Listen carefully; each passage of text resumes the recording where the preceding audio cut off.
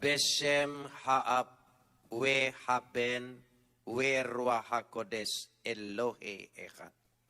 Dalam nama Bapa, Putra, dan Roh Kudus, Tuhan yang Esa. Bapa di sorga, Tuhan kami Halik langit dan bumi, Bapa kekekalan, Tuhan yang menciptakan langit, bumi, laut beserta isinya, serta tidak pernah meninggalkan perbuatan tangannya. Tuhan yang disembah oleh Abraham, Ishak, dan Yakub. Tuhan itu juga yang kami sembah dan kami kenal di dalam nama Yesus Kristus, junjungan ilahi kami yang agung. Kami memuji dan mengucap syukur kepadamu atas segala kasih, karunia, anugerah, limpah rahmat dan berkat-Mu. Atas segala perkenanan Tuhan di dalam kehidupan kami. Terutama sekali keselamatan yang kekal yang Engkau sudah berikan di dalam kehidupan kami. Perkenanan-Mu kami boleh datang menghadap hadirat-Mu yang kudus, menyapa Engkau Bapa ya Aba. Ini semua semata-mata hanya karena karya anak-Mu Kristus Yesus yang sudah memperkenankan kami. Untuk itu kami mau menaikkan ucapan syukur kami yang tak terhingga kepadamu. Seraya senantiasa menyerahkan diri kami di hadapan-Mu. Sebab di dalam Engkau kami akan terpelihara dengan sempurna. Karena Engkau adalah pemelihara yang kekal. Untuk itu di pagi hari ini kami ingin meneduhkan hati kami, menundukkan pikiran kami kepada otoritas kedaulatan firman-Mu. Karena firman-Mu itulah yang menjadi pelita dan pandu, petunjuk dalam setiap langkah-langkah kehidupan kami. Dalam sabda-Mu terdapat semua janji-Mu yang akan Engkau genapi menjadi milik kami secara pribadi. Dan Roh-Mu itu sendiri yang akan mengerjakannya di tengah-tengah pewartaan ini. Karena itu kami bersehati mohon kepadamu, biarlah kuasa Roh Kudus itu menguasai kami semua. Terima kasih Bapa, dalam nama Yesus kami berdoa. Amin. Silakan duduk. Shalom. Pagi ini kita akan bersama-sama membaca firman Tuhan yang terambil dari kitab Hakim-Hakim. Pasal yang keempat, ayat 1 sampai ayat 10 saja. Hakim-Hakim pasal 4, ayat 1 sampai ayat 10. Kita akan membacanya saling sahut bersahutan. Saya akan awali ayat yang pertama, lalu jemaat menjawab ayat yang kedua.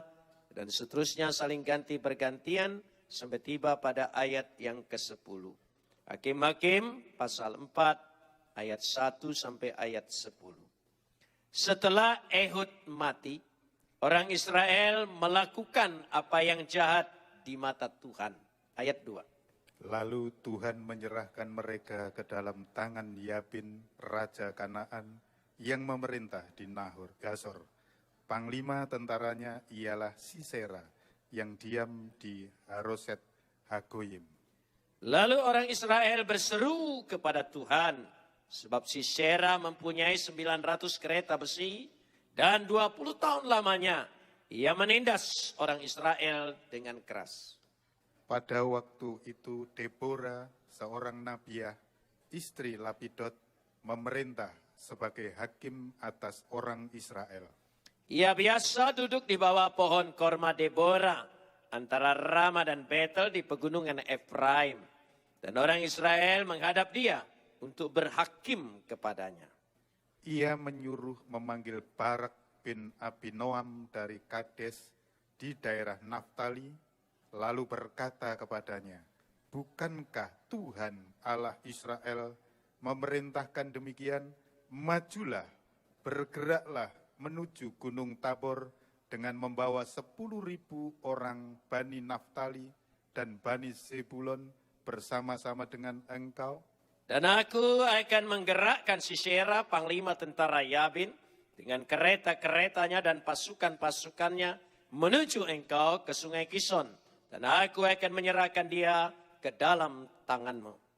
Jawab Barak kepada Deborah, jika engkau turut maju, aku pun maju.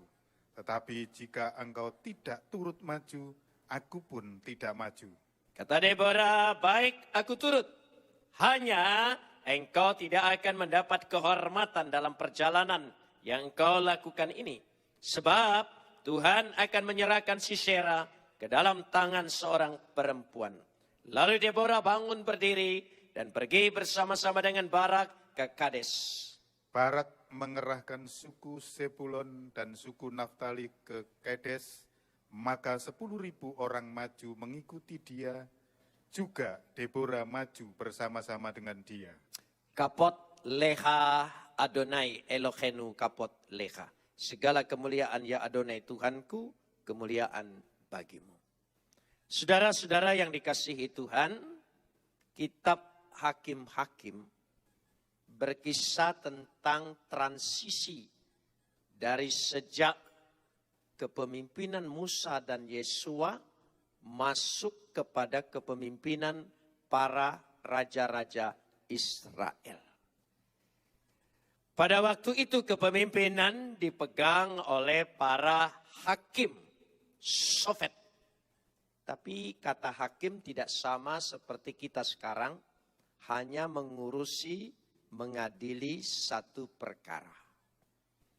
Hakim di sini di zaman Sofet sebagai seorang perantara, pemimpin umat, mewakili Tuhan di tengah umat dan mewakili umat kepada Tuhan. Dan sekaligus memutuskan perkara. Jadi wewenang dan kekuasaannya lebih luas daripada hakim di zaman sekarang ini. Pemerintahan yang disebut di zaman Sofet atau hakim-hakim jauh sudah ada sejak di zaman Ugarit kuno atau Kartago.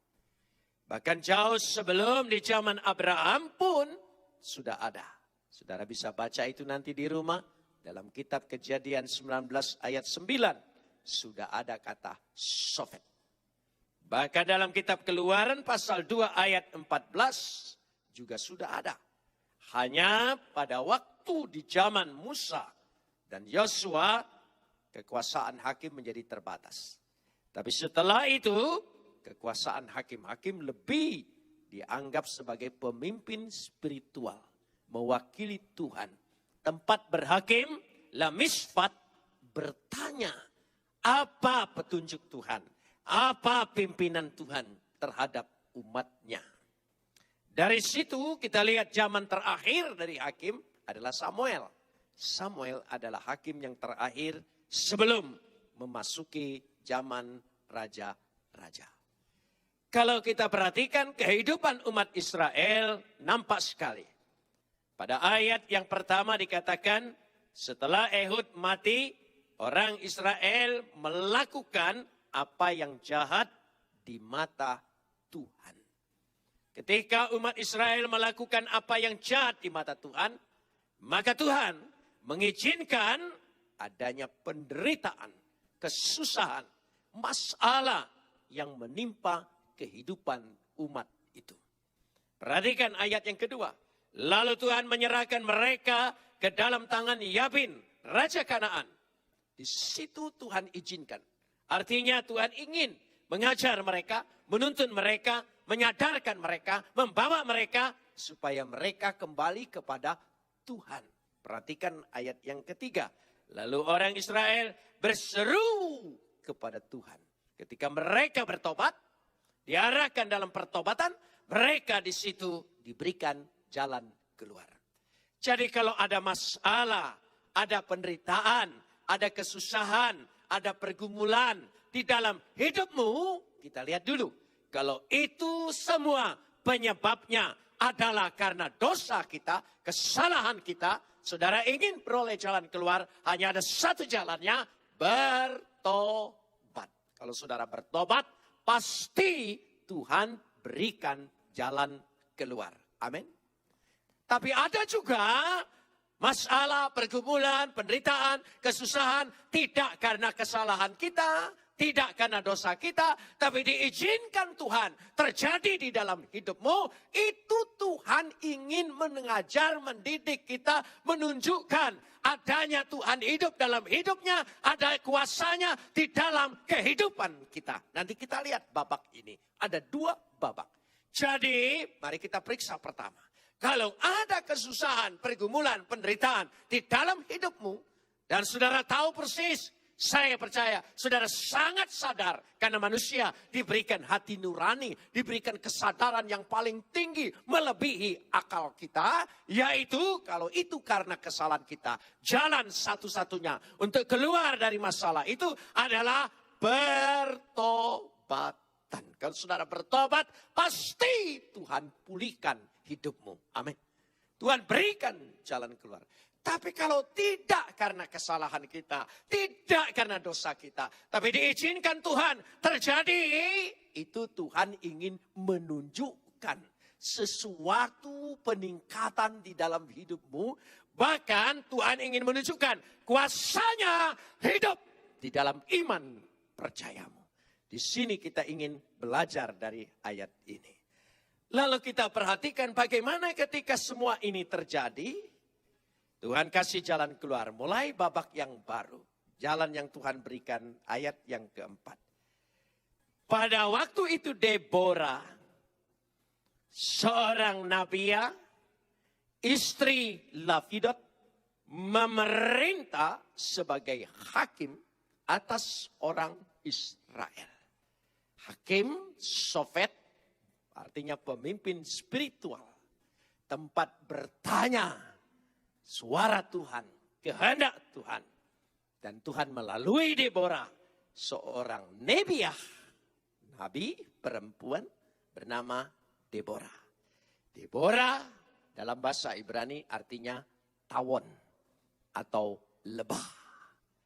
Jadi memang yang nama Deborah rata-rata rada galak. Saudara, Deborah itu tawon. Tapi jangan lupa, dia menghasilkan madu. Manis, sehat. Tapi jangan sekali-kali usik-usik si Deborah. Dia akan sengat Anda. Itu Deborah. Dan ini di sini. Dikatakan di sini, dia memerintah sebagai hakim, istri Lapidot. Saya ingin jelaskan dulu. Apa yang dimaksudkan istri Lapidot? Eset Lapidot. Kata eset dalam bahasa Ibrani 2 arti. Bisa istri, bisa perempuan. Eset Lapidot. Lapidot artinya lampu yang memberikan cahaya. Kalau dia suaminya bernama Eset Lapidot, betul-betul suaminya namanya Lapidot, berarti suaminya pekerjaannya pembuat lampu. Jadi dia istri pembuat lampu. Tapi kalau disebut Eset itu wanita, wanita pembawa cahaya. Karena dia memberikan pelita, tugasnya sebagai nabi. Saya sodorkan Anda, cerdas pagi hari, pilih yang mana lebih tepat. Jadi memang kata Eset bukan hanya dalam arti istri punya suami, Eset itu istri dalam arti juga perempuan. Ada persamaannya dalam bahasa Sunda. Saudara, bahasa Sunda sepengetahuan saya, perempuan juga disebut istri. Waktu saya masih sekolah di sana, tahun 60-an, ada sekolah keutamaan istri. Saya pikir istrinya, semuanya isinya perempuan, anak-anak putri. Keutamaan istri. Kalau begitu ini sekolah, keluar dari sini siap jadi istri. Pikir saya seperti itu, saudara. Karena saya datang dari Palembang, pergi ke Bandung, ada bahasa yang berbeda. Kalau di Palembang, yang ada sekolah kepandaian putri. Dulu ada seperti itu. Tetapi kalau di Bandung, sekolah keutamaan istri. Bukan berarti yang sekolah di sana, istri orang semua. Karena masih kecil semua, saudara ya. Tetapi maksudnya istri di situ adalah perempuan. Nah, bahasa Ibrani persamaannya seperti itu. Eset Lapidot. Eset itu bisa artinya perempuan, bisa jadi istrinya istri. Lapidot artinya lampu. Kalau dia Deborah, istri lapidot, diterjemahkan istri, berarti istri tukang lampu. Tapi kalau dia disebut perempuan lampu, perempuan yang menerangi, menjadi pelita, karena dia penyampai sabda Tuhan. Saya lebih sependapat dengan yang kedua, saudara. Karena itu dia ingin menyampaikan satu petunjuk, pedoman, pelita, menuntun umatnya. Disitulah yang dimaksudkan di sini. Dari situ kita mulai belajar kembali. Pada ayat itu selanjutnya, pada ayat yang kelima, kita perhatikan di situ. Ia biasa duduk di bawah pohon korma Deborah, antara Rama dan Betel di pegunungan Efraim. Kenapa dia duduk di bawah pohon korma Deborah? Apa karena dia duduk terus setiap kali menjalankan tugas kenabiannya di bawah pohon korma sampai pohon korma itu disebut pohon korma Deborah? Bisa jadi. Tapi sebetulnya ada yang ingin disampaikan. Apa arti daripada pohon korma Deborah? Pengasuh. Saudara, perhatikan satu bandingan. Pagi ini saya ingin ajak saudara membaca Kejadian 35. Coba kita lihat dulu. Kejadian pasal 35. Saudara bisa lihat nanti kenapa harus disebut di pohon korma Deborah. Di dalam kitab Kejadian pasal 35. Kita lihat di situ Kejadian pasal 35. Ayat yang ke-8. Ayat yang ke-8. Kejadian 35 ayat 38.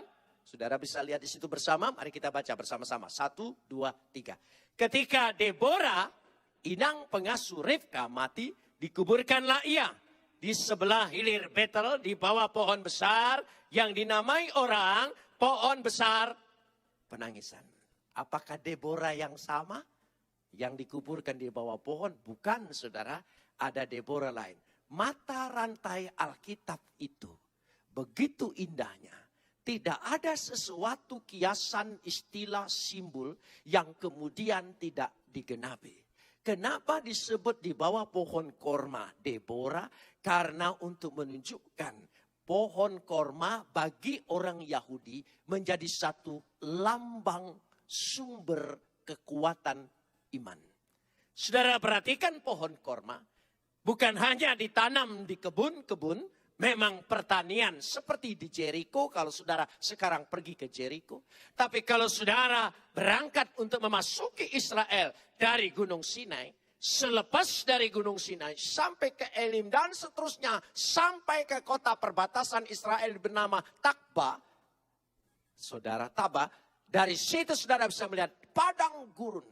Tapi herannya, di tengah-tengah padang gurun seringkali tumbuh sekumpulan pohon korma. Pohon korma ini saya tertarik sekali. Siapa yang nanamnya? Apa tumbuh begitu saja?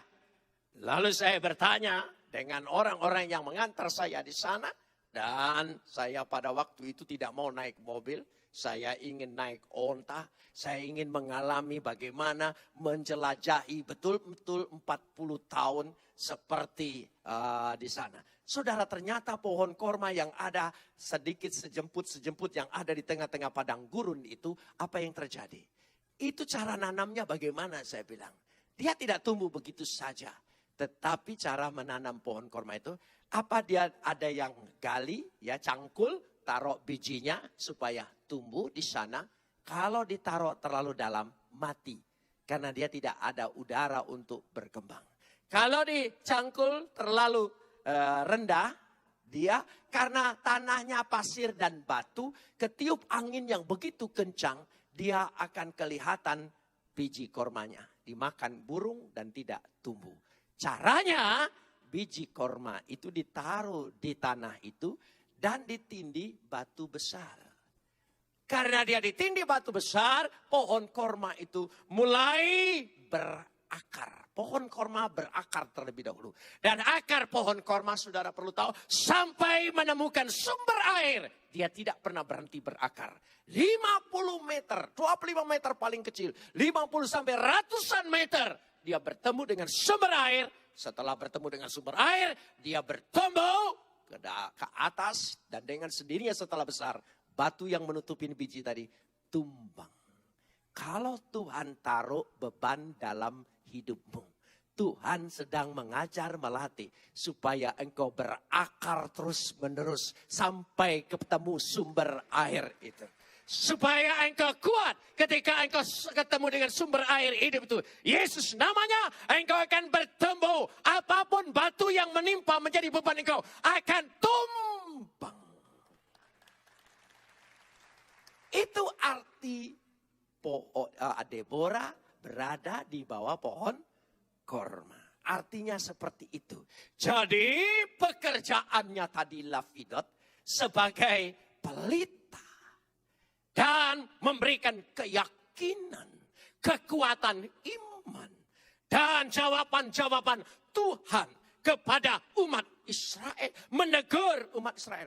Umat Israel dikatakan di situ pada ayat yang kelima, kita perhatikan pada ayat yang kelima. Dan orang Israel menghadap dia untuk berhakim, lamisfat, berhakim, berperkara. Tuhan, aku punya beban, aku punya penderitaan, aku punya pergumulan, aku punya kesusahan. Semuanya datang kepada Deborah, minta jawaban Tuhan. Bukan minta jawaban Deborah, minta jawaban Tuhan. Dan Tuhan memakai Deborah untuk menjawab setiap pergumulan umatnya. Kalau saudara percaya, saudara datang dalam ibadah ini untuk mendapat jawaban Tuhan dari setiap pergumulanmu, dari setiap masalahmu, dari setiap bebanmu. Dan firman Tuhan disampaikan di sini. Saya hanya sebagai alat dan menyampaikan jawaban Tuhan. Kalau saudara mengimani sabda Tuhan hari ini adalah jawaban Tuhan untuk pribadi engkau, engkau pasti keluar dengan membawa pesan Tuhan. Saudara mengimani? Amin. Pasti ada jawaban Tuhan. Tuhan sedang menjawab semua pertanyaan, pergumulan, bebanmu. Setiap kali dengar sabda Tuhan, berangkat dengan iman. Ini jawaban Tuhan buat saya. Jangan anggap khotbah itu seremonial dari sebuah ibadah. Kalau hanya seremonial sebuah ibadah, saudara ingin cepat-cepat selesai ibadah. Seperti kita mengikuti upacara di kantor atau di sekolah. Selesai. Pokoknya selesai tugasnya, selesai. Tidak ada berkat apa-apa, tidak ada jawaban apa-apa, tidak mengena sama sekali. Tapi kalau saudara datang sungguh-sungguh, bukankah saudara datang dengan beban yang berat? Bukankah saudara ingin mendapat jawaban Tuhan? Karena jawaban Tuhan pasti memberikan jalan keluar. Dia bukan sekadar menjawab, dia memberikan jalan keluar. Kalau saudara datang ke tempat ibadah dengan iman yang demikian, setiap sabda Tuhan akan memberikan jawaban kepada saya. Saya percaya saudara pulang dengan jawaban Tuhan sekaligus dengan jalan keluar yang Tuhan berikan. Beri kemuliaan bagi dia. Apa jawaban Tuhan? Mari kita lanjutkan. Ketika di situ orang Israel berhakim kepadanya, maka mulai ayat yang ke-6. Ia menyuruh memanggil Barak bin Abinoam dari Kades daerah Naphtali. Naphtali jauh dengan Betel. Dia ada di utara. Di situ saudara. Dan Barak ini ada di daerah utara perbatasan. Kades adalah satu tempat di mana orang mendapat perlindungan. Suaka sedang menanti jawaban-jawaban, hukuman-hukuman. Penjaganya adalah Barak. Berarti Barak adalah gagah perkasa. Panglima perang. Panggil Barak. Tuhan buka jalan. Tuhan berikan jalan lewat Barak. Ketika di Barak sudah dipanggil, masuk ayat yang ke-6 kita lihat. Di situ. Bukankah Adonai Tuhan Israel memerintahkan demikian, majulah, bergeraklah menuju Gunung Tabor, membawa 10.000 Bani Naftali, Bani Zebulon bersama-sama dengan engkau. Bukankah Adonai Tuhan Israel memerintah, halo siwa Adonai Elohai Yisrael? Jadi sebetulnya Tuhan, bukan satu pertanyaan, Tuhan, ya dikatakan di situ dengan tegas sekali memerintahkan. Jadi dengan kata lain, semua itu berdasarkan perintah Tuhan. Sabda Tuhan yang harus menjadi landasan. Sabda Tuhan itu harta yang tak ternilai. Dia kalau kita ikuti segala perintah dan petunjuknya, pasti membuat hidup kita lebih baik. Amin, saudara. Karena itu kita perlu mendalami sabda Tuhan itu. Saya kasih contoh begini. Ibu atau bapak mau menanam pohon atau menanam bunga di halaman rumahnya. Ketika menggali tanah, lalu menemukan 2-3 keping emas. Saudara senang menemukan 2 keping 3 emas? Cukup sampai di situ? Tidak. Apa yang dilakukan oleh orang pandai? Dia akan gali lebih dalam, lebih banyak. Bila perlu rumahnya dibongkar.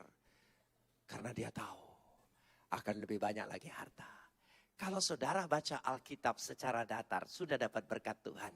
Jangan sampai di situ. Gali terus firman Tuhan ini. Saudara akan menemukan harta yang tak ternilai. Sangat berlimpah dan sangat banyak memberkati hidupmu.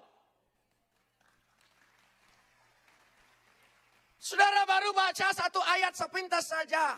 Serahkanlah segala khawatirmu karena akulah yang mempedulikan engkau. Aduh, leganya luar biasa. Kalau engkau gali lebih dalam, bukan hanya menyerahkan lebih dari segala-galanya. Itu kita perlu berpatokan pada sabda firman Tuhan. Giat sekali dengan Alkitab, landasan Alkitab. Semua orang mendapat berkat ketika percaya pada firman Tuhan. Bersaksi semua tentang berkat Tuhan. Amin. Saya tidak menolak. Tapi kita bukan bersumber pada kesaksian orang. Bersumber kepada firman Tuhan. Supaya dapat berkat yang sama. Amin. Oh, itu landasan ajaran umat yang tidak dapat diganggu gugat. Sabda Tuhan. Saya harus terus-menerus mengajak umat kembali kepada Alkitab. Selalu sumbernya Alkitab. Amin. Oh, itu penting sekali. Lalu ayat yang ke-7. Tuhan merintahkan begini. Dan aku akan menggerakkan Sisera, panglima tentara Yabin dengan kereta-keretanya dan pasukan-pasukannya menuju engkau ke sungai Kison. Loh, Tuhan ini bagaimana sih? Suruh Barak maju, lalu suruh Sisera juga maju. Mestinya kan Tuhan bisa halangin Sisera, usir Sisera, kabur. Tidak, saudara. Tuhan sengaja perhadapkan. Tuhan punya rencana, Tuhan punya kehendak untuk menunjukkan engkau dapat menaklukkan, engkau dapat memenangkan peperangan imanmu, pergumulanmu, supaya engkau mendapat berkat lebih besar dari semua apa yang dikehendaki oleh Tuhan. Silakan, jangan takut menghadapi tantangan. Jangan takut menghadapi masalah. Berapa besar tantangan dalam hidupmu, usahamu, karirmu, pekerjaanmu. Tidak usah takut, tapi yang harus diingat. Ayat yang ke-7 kalimat terakhir. Mari kita lihat. Ayat yang ke-7 kalimat yang terakhir. Dan aku akan menyerahkan dia ke dalam tanganmu. Masalah boleh datang. Tantangan sebesar apapun boleh kuhadapi. Tapi yang terpenting janji Tuhan. Jaminan Tuhan. Dikatakan di situ. Tatihu bibe yatha. Yatha. Yang penting Tuhan akan menyerahkan dia. Yat hayat itu tangan. Ke tanganmu. Amin saudara. Saudara punya tangan? Angkat tangan kananmu. Di tangan itulah Tuhan menyerahkan semua tantangan, pergumulan lawan hidupmu. Engkau pasti menang dalam nama Yesus. Sebesar apapun tantanganmu, sehebat apapun pergumulanmu, percayalah itu bukan masalah. Jangan fokus di situ. Yang fokus adalah Tuhan sudah menyerahkan semua ke tanganku. Dan aku akan keluar dari tempat ibadah ini dengan jawaban Tuhan. Dan apa jawaban Tuhan? Aku akan menang. Kalau saudara punya usaha sedang dipersulit izinnya. Dipimpong sana, pergi ke sana. Wah, sana. Tiap hari datang, belum selesai. Datang, belum selesai. Itu Tuhan sedang mengajar. Jadi engkau kenal semua orang situ, lama-lama engkau jadi makelar izin. Percayalah saudara. Jadi jangan usah takut. Tuhan sedang mendidik. Apa saja Tuhan izinkan, pasti di situ ada berkat Tuhan. Yang penting Tuhan menyerahkan di tanganku. Amin saudara. Tidak di tangan pendeta, tidak di tangan saya. Di tangan Anda masing-masing. Hari ini jawaban Tuhan di situ. Baik saudara. Tapi dasar panglima perang Barak perkasa. Jawab Barak kepada Deborah. Jawabnya mestinya jawabnya apa? Saudara percaya Tuhan menyerahkan di tanganmu? Sekali lagi. Saudara percaya Tuhan sudah menyerahkan semua di tanganmu? Oh, bagus. Tidak seperti Barak. Barak panglima perang jawabannya lain. Hati-hati saudara. Oh, saudara lebih hebat dari Barak. Barak ayat yang ke-8 jawabnya begini. Jika engkau turut maju, aku pun maju. Tapi jika engkau tidak turut maju, aku pun tidak maju. Heran panglima perang. Sudah dikatakan di tanganmu. Yat ha, beyat ha. Tuhan sudah menyerahkan ke tanganmu. Tapi kau maju, aku maju. Kau mundur, aku mundur. Laki-laki model apa ini? Laki-laki itu harus perkasa. Laki-laki perkasa bukan perkasa mukulin istri, bentak istri, banting pintu. Itu bukan perkasa, itu perkosa. Laki-laki itu harus perkasa, bertanggung jawab dalam keluarganya. Perkasa memelihara keluarganya. Perkasa menghadapi masalah keluarganya. Dia bertanggung jawab, maju ke depan. Itu laki-laki. Banyak laki-laki perkasa hanya bentak-bentak keluarga. Itu bukan perkasa, itu preman. Enggak di sini kan. Makanya saudara tidak merasa.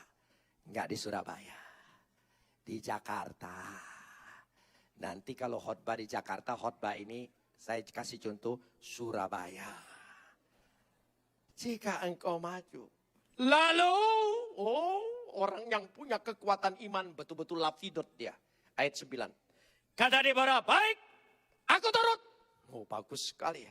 Halak, elak, imah. Sebetulnya kata halak, elek, imah. Aku pasti pergi. Ini namanya. Begitu laki-laki tidak perkasa. Tuhan izinkan wanitanya perkasa. Sebetulnya menurut susunan Alkitab yang harus jadi pemimpin laki-laki. Tidak boleh perempuan. Laki-laki adalah kepala istri. Dan Yesus adalah kepala dari laki-laki. Tapi kalau diambil alih, Yesus tidak akan jadi kepala. Tidak pernah ada ayat Yesus menjadi kepala perempuan, perempuan menjadi kepala laki-laki. Tidak ada. Saya tetap berpegang seperti itu. Tapi Tuhan izinkan kalau laki-lakinya loyo, Tuhan angkat perempuan untuk memimpin. Bukan salah dia, salahmu. Yang merasa jenisnya laki-laki. Termasuk saya, saudara. Oh iya, kita enggak boleh. Suami-suami itu seringkali Kalau ingin berwibawa, ingin berkuasa, nunjukkan. Tapi giliran ada masalah, terserah mama. Terserah mama, terserah mama menghadapi debt collector, terserah mama, terserah mama. Laki-laki model apa begini? Jangan didik itu. Saya masih ingat nyanyian ibu saya, mami saya. Setiap kali saya mau tidur, saya masih ingat terus. Terang bulan, terang di kali. Buaya timbul disangka mati. Jangan percaya sumpah laki-laki. Berani sumpah takut mati. Saya tanya mami saya, Mami, papa nakal ya? Enggak nak, papamu baik. Aku menyanyi ini mendidik engkau supaya engkau menjadi laki-laki. Oh begitu saudara. Jadi dididik seperti itu. Bertanggung jawab, mati dulu tidak apa-apa. Bukankah dulunya, saudara boleh tanya wanita-wanita, kenapa menikahi laki-laki yang ada di dalam hidupmu, di sebelahmu? Karena dulu kan kayaknya bertanggung jawab banget kan. Mau nyebrang aja, diserempet motor. Hei! Mau tunjukkan. Sekarang sudah punya anak, dia diserempet motor. Yang dimarahin bukan tukang motornya, istrinya. Matamu kemana sih? Di mana itu? Saya suka lihat anak-anak sekarang kayak mau niru film. Waktu pacaran, buka pintu mobil. Masuk dulu supaya dilihat oleh calon mertua. Makanya banyak mertua tertipu dengan mantu kayak gitu. Ya, tutup begitu saudara. Baru jalan. Mertuanya bilang, anakku terjamin laki-laki bertanggung jawab. Sudah punya anak apa? Nggak dibukain, diklaksonin. Cepat. Istrinya terpaksa cepat. Langsung tutup. Separuh roknya ada di luar.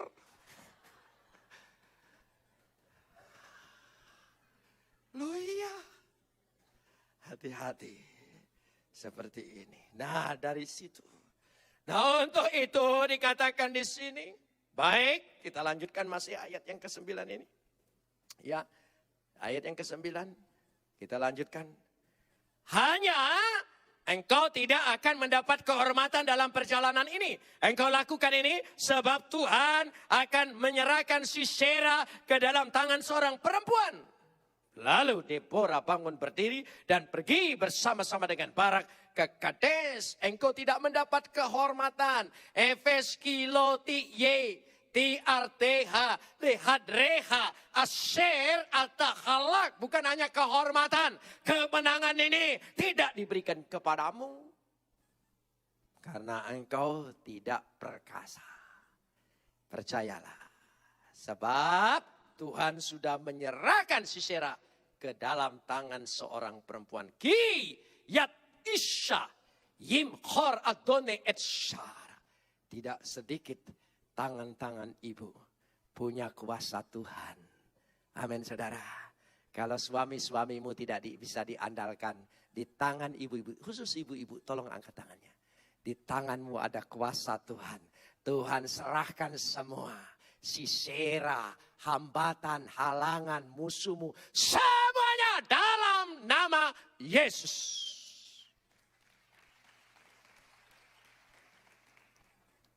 Lalu dikatakan pada ayat yang ke-14.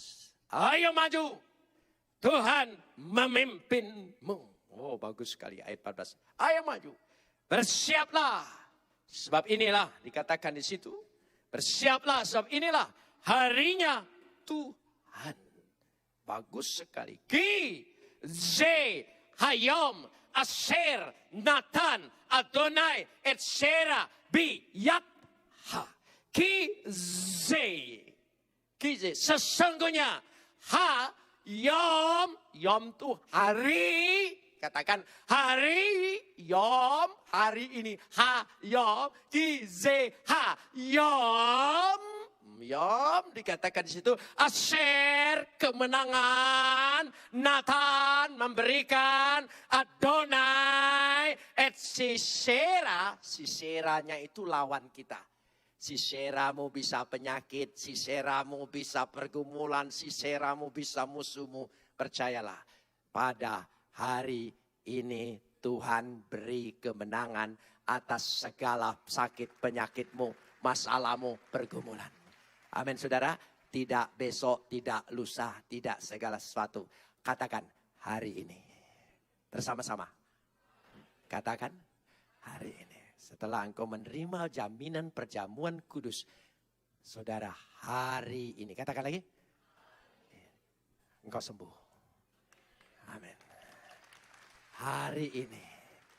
Masalahmu beroleh jalan keluar. Hari ini musuh hidupmu dikalahkan. Amin, saudara. Hari ini hutangmu lunas.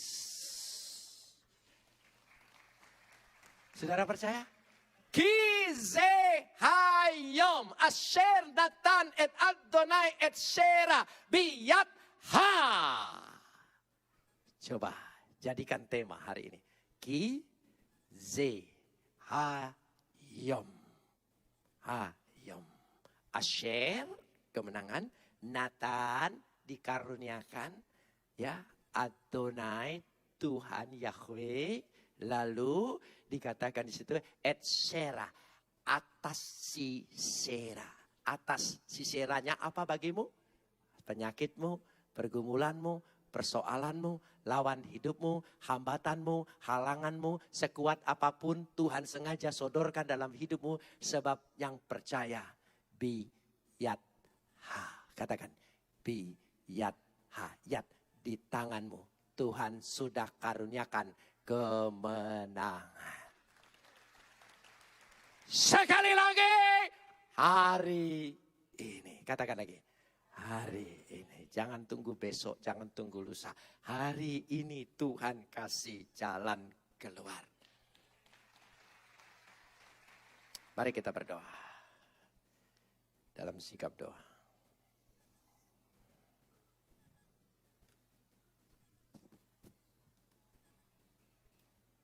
Kita akan naikkan pujian untuk menghantar doa kita. Setelah itu saya serahkan petugas yang akan memimpin perjamuan. Engkau Bapa yang mengasihiku. Tak kau pandang bentuk dan rupaku. Engkau mengasihiku dengan sepenuh hati.